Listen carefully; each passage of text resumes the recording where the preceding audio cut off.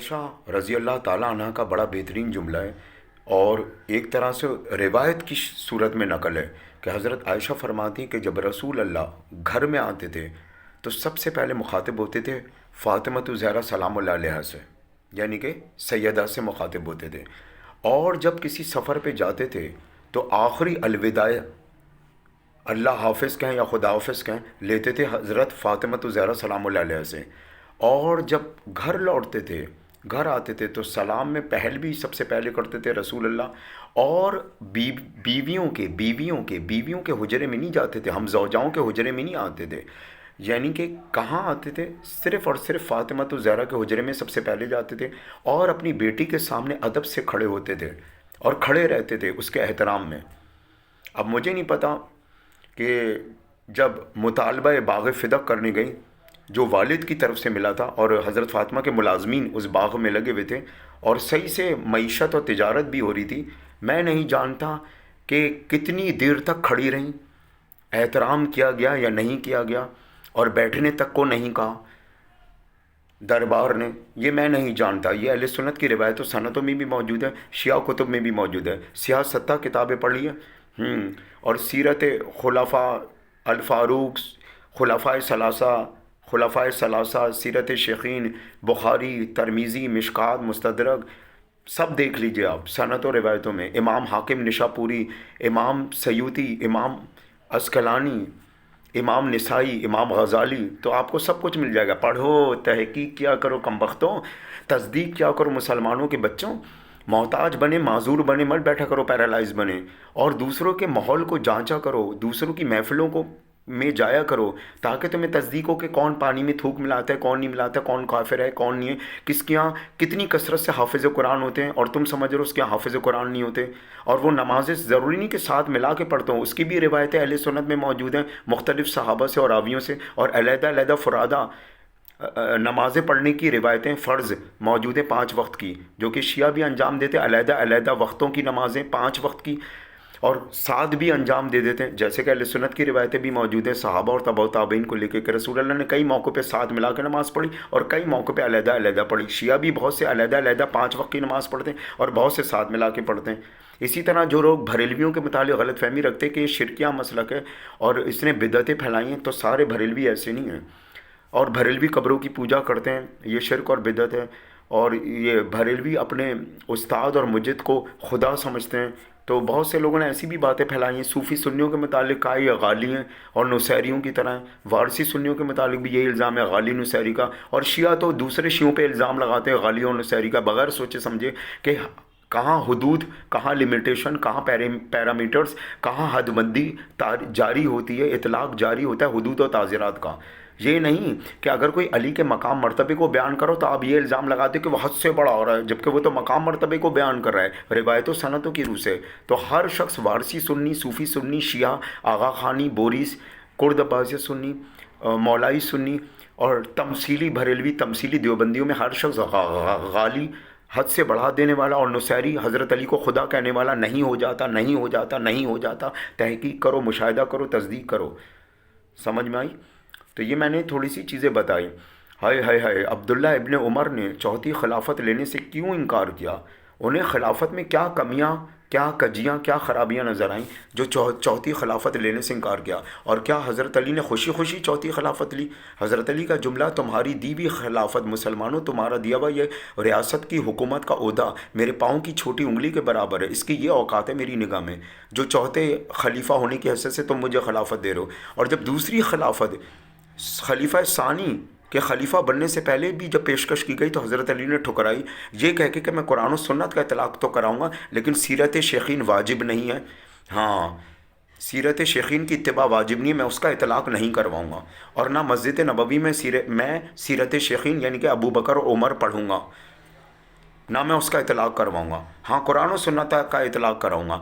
پھر دوسری خلافت سے انکار کر دیا، اور تیسرے میں بھی یہ مسئلہ آیا کہ ان کو بنایا جائے، یعنی پھر وہ حضرت عثمان کی بیعت ہوئی، پھر وہ ایک الگ مسئلہ، اور چوتھی خلافت بھی حضرت علی نے بہت خوشی سے نہیں لی کیونکہ مسلمانوں کی دی ہوئی خلافت تھی، کہاں اللہ کا دیا ہوا عہدہ امامت تسلسل سلسلہ امامت جو امام مہدی علیہ السلام پہ ختم ہو رہا ہے، بیچ میں امام زین العابدین، محمد باقر، جعفر صادق، موسیٰ کاظم، علی رضا، تقی جواد، علی نقی، حسن عسکری، حجت آخر مہدی آخر زمان، جن کا ظہور قیامت میں ہوگا.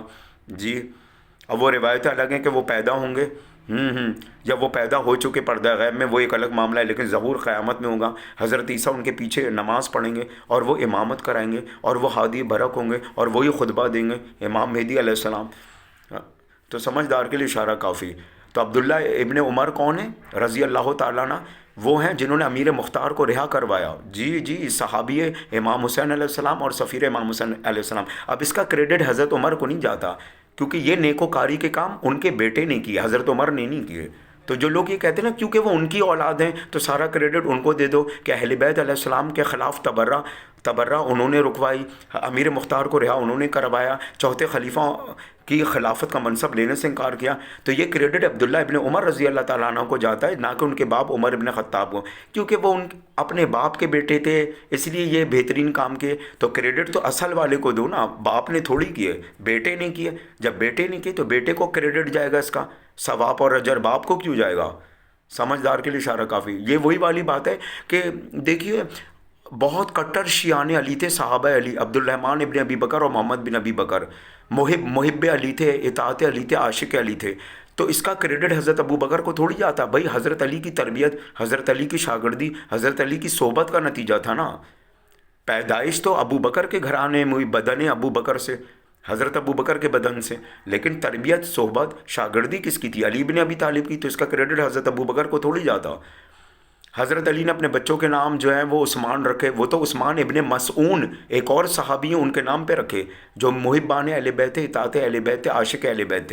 خلیفۃ المسلمین عثمان بن صفان کے نام پہ تھوڑی رکھے.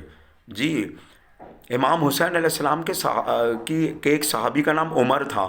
امام حسین علیہ السلام کے ایک صحابی کا نام عمر کیوں تھا؟ کیونکہ رسول اللہ کے اور بھی صحابہ تھے عمر نام کے. ایک عمر بن عاص بھی کہلاتے، جنہیں اکثر لوگ عمرو بن عاص بھی کہتے بعض روایتوں کے تحت، اور عمر بن عاص بھی. ایک عمر بن سلمہ بھی تھے اور ایک عمر بن عبدالعزیز بھی تھے، یہ ملوکیت کے دور میں، عمر بن عبدالعزیز بادشاہت کے دور میں. جی اور عمر بن خطاب بھی تھے، اور خطاب ان کے سوتیلے باپ تھے حضرت عمر کے. حضرت عمر کے قبیلے کا نام کیا تھا؟ قبیلہ بنی عدی. قبیلہ بنی عدی دو ہی قریش کے بڑے قبیلے تھے، ایک ہاشمی اور ایک بنو امیہ. حضرت عمر کے قبیلے کا نام قبیلہ بنی عدی. حضرت عمر کے باپ خطاب ان کے سوتیلے باپ تھے. ان کے اصلی باپ کا تاریخوں میں ذکر نہیں ملتا. خطاب سوتیلے باپ تھے اور یہ لے پالک تھے حضرت عمر. جی پھر بہت سی باتیں، حضرت عمر نے پولیس کا محکمہ بنایا اور وضو خانے بنائے مسجد میں، اور ہاسپٹلز حضرت عمر کے دور میں بنے.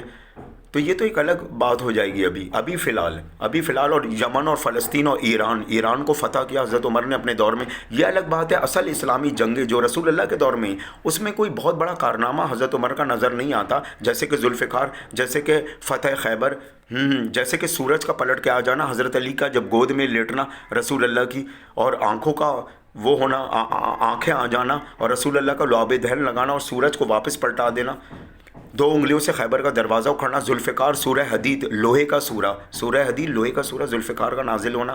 تو ایسا کوئی بڑا کارنامہ تو اسلامی جنگوں میں رسول اللہ کے دور میں ہمیں حضرت عمر کا نظر نہیں آتا. لیکن ہاں خلافت راشدہ میں حضرت عمر نے فتوحات کی، زمینوں پہ قبضہ اور غلبہ کرنے کے لیے، تاکہ ان کی دھاک جم جائے اور کفار مجبور ہو جائیں اسلام لانے کو، کہ غلبہ کرو، قبضہ کرو، علاقوں پہ حملہ کرو کفار کے. تو یہ حضرت عمر کی فتوحات تھی، لیکن رسول اللہ نے اس قسم کی کوئی فتوحات نہیں کی، نہ اہل بیت ائمہ نے، نہ حضرت علی نے، اور نہ دیگر صحابہ نے. تو ہاں یمن، فلسطین اور ایران کو حضرت عمر نے فتح کیا اپنے دور میں، بے شک.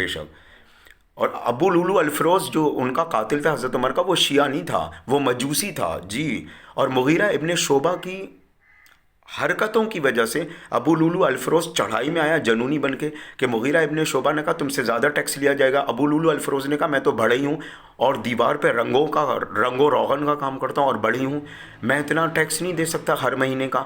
تو شکایت لے کے حضرت عمر کے پاس گئے. حضرت عمر نے ان کی نہ سنی، ابو لولو الفروز کی، اور مغیرہ ابن شعبہ کی بات پر لبیک کہہ دیا. بس ابو لولو الفروز ایک جنونی، جاہل اور جذباتی آدمی تھا. اس نے حضرت عمر کو تیغ جفا کیا اور بڑے شدید زخمی حالتوں میں حضرت عمر رہے، اور پھر تو حضرت عمر کی شہادت ہوئی. اب کہنے کا حضرت عمر کا لفظ آ ہی گیا تو پہلی محرم کو ان کی شہادت نہیں ہے. یہ سپہ صحابہ والے ایک روایت ضعیف اٹھاتے ہیں اہل سنت کی. جتنی بھی آپ اہل سنت کی الفاروق اٹھا لیں، سیرت خلفاء اٹھا سیرت خلفاء اٹھا لیں، یا اور بہت سی کتابیں، سیرت شیخین اٹھا لیں، ہاں سامان حیات خلفاء اٹھا لیں، سیرت شیخین اٹھا لیں، الفاروق اٹھا لیں، تو حضرت عمر کی اہل سنت میں جو شہادت ہے یا زخمی ہونا یا شہادت، وہ 25 ذی الحج ہے. سب سے زیادہ روایتیں 25 ذی الحج کے بعد، بعض روایتیں 26 اور 27 ذی الحج کی طرف، اور بعض 29 ذی الحج کی طرف اشارہ کر دی. ایک ضعیف روایت ہے فقہ اہل سنت کی کہ پہلی محرم کا چاند طلوع ہوا تو انہیں دفن کیا گیا. وہ بھی ضعیف روایت کے زمرے میں آتی ہے. جامعۃ الازہر کے تحت، مصر جامعۃ الازہر کے تحت جو اہل سنت کے فقہ کو کنٹرول کرتا ہے فتاویٰ کی صورت میں، مینیج کرتا ہے، مینجمنٹ فتاویٰ کی صورت میں. جی تو یہ تو پہلی محرم کو عشرہ عمر و حسین، تو بھائی کہاں سے آگے جب اہل سنت کی روایتیں نہیں. اسی طرح حضرت عثمان کہ وہ 12 ذی الحج، سب سے زیادہ اہل سنت کی روایتیں کثرت سے کہ 12 ذی الحج کو ان کا قتل ہوا، جو کہ صحابہ نے کیا. جی اور حضرت عائشہ نے بھی ایک فتویٰ دیا تھا کہ یہودی داڑھی والے ناصرہ سے بھی بدتر ہے عثمان، اس کے خلاف خروج کرو. یہ قرابت داروں میں بیت المال کی رقم اور انہیں نوازتا ہے، انہیں مختلف عہدے دیتا ہے، تو وہ تو ایک الگ معاملہ ہے. بعد میں حضرت عائشہ اپنے فتوے سے بعض میں رجوع کیا حضرت عائشہ نے، لیکن صحابہ میں جنونیت اور جذباتیت کی آگ بھڑک چکی تھی، اور صحابہ نے جو ہے محصور کر دیا حضرت عثمان کو. حضرت علی بن ابی طالب نے حضرت عثمان کو ان کی دور خلافت کی خرابیاں تو گنوائیں تاکہ ان کی اصلاح ہو جائے، لیکن مدد اور نصرت بھی کی کہ کھانا پانی حضرت عثمان کو دیا جائے، ان پر کھانا پانی بند نہ کیا جائے. دوسرے صحابہ کی ہنگامہ آرائیاں اور کھانا پانی بند کرنا جی حضرت عثمان کا. تو شیعہ عید غدیر جو ہیں وہ حضرت عثمان کے قتل کی خوشی میں مناتے. کیسی باتیں کرتے ہیں بے وقوفانہ. بھائی 18 ذی الحج کو عید غدیر ہوئی ہے، اور حضرت عثمان کے قتل اور شہادت کی روایتیں 12 ذی الحج ہیں، 12 ذی الحج، اور 18 ذی الحج کو عید غدیر ہوتی ہے. من کنتو مولا فاضا علی مولا غدیر کا میدان جی. اور 24 ذی الحج کی شب کو یعنی 25 ذی الحج کو عید مباہلہ ہوتی ہے. نصران پادریوں کے مقابلے میں محمد علی، فاطمہ، حسن، حسین کا جانا عید مباہلہ. تو اس میں حضرت عثمان کے مرنے کا ذکر کہاں سے آ گیا، اور شیعوں کے خوشی منانے کا ذکر، یا صوفی سنی یا وارثی سنی، علوی سنی، آغا خانی اور بوریس کے. عقل کی بات ہے. ان فقہ پہ یہ الزام تراشی و بہتان کیوں لگاتے ہیں، جبکہ ان کا تو کثرت سے 12 ذی الحج کو شہادت کا معاملہ ہے حضرت عثمان کے. فی الحال تو ابھی میں اتنا ہی روکتا ہوں. اور سعد بن ابی وقاص کا ایک کسی ریاست کے امیر کو یہ جواب کہ تو یہ کہتا ہے میں علی پہ تبرہ کروں، علی پہ لعن طعن کروں، علی کے خلاف بغاوت کروں. اگر 100 اونٹ، بعض روایتوں کے تحت 80 اونٹ، بعض روایتوں کے تحت 100 اونٹ اہل سنت کی 100 اونٹ نہر کر دو اور ان سے خون نکل کے پورے شہر میں جمع ہو جائے اور اسے لال کر دے، تب بھی میں نہ علی کے خلاف بغاوت کروں گا. سعد بن ابی وقاص رضی اللہ تعالیٰ عنہ نہ علی پہ تبرہ کروں گا. اے فلانی ریاست کے امیر ڈیش سمجھ جائیں. اور سعد بن ابی وقاص کا جملہ کیا بھول گئے تم کہ جب رسول اللہ کے سامنے سے تمہاری سواری گزری تو رسول اللہ نے کیا کہا تھا تمہارے باپ کے لیے کہ اونٹ پہ بیٹھے ہوئے پہ بھی سمجھ جائیے آپ، اور اونٹ پر بھی ڈیش ڈیش، اور اونٹ کے پیچھے کچار کو تھامے ہوئے، دم کو تھامے ہوئے پہ بھی ڈیش ڈیش. وہ تم ہی تو تھے، اور اونٹ پہ بیٹھا ہوا وہ تمہارا باپ ہی تو تھا، اور جو اونٹ تھا وہ تم لوگوں کی سواری بنا ہوا تھا جس پہ لعن کی رسول اللہ نے تبرہ کی. سعد بن ابی وقاص رضی اللہ تعالیٰ عنہ. وآخر دعوانا الا البلاغ المبین وصلی اللہ علیہ تعالی رسول الکریم. اما بعد طیبین الطاہرین المعصومین المنتخبین المنتجبین المظلومین واذا اطاعت رسول اللہ علیہ الطاہرین والمعصومین صحابہ صدیقین فقال اللہ تبارک و تعالی فی محکم الکتاب المبین وهو اصدق القائلین آمین برحمتک رحمان ورحیم لعنۃ اللہ علی القوم الظالمین منکرین فاسقین غاضبین منافقین اعداء اجمعین من الالان من یوم الی یوم الدین انما یرید اللہ لیذهب عنکم الرجس اہل البیت ویطہرکم تطہیرا. اللہم صلی علی محمد وعلی محمد، اللہم صلی علی محمد وعلی محمد، اللہم صلی علی محمد وعلی محمد.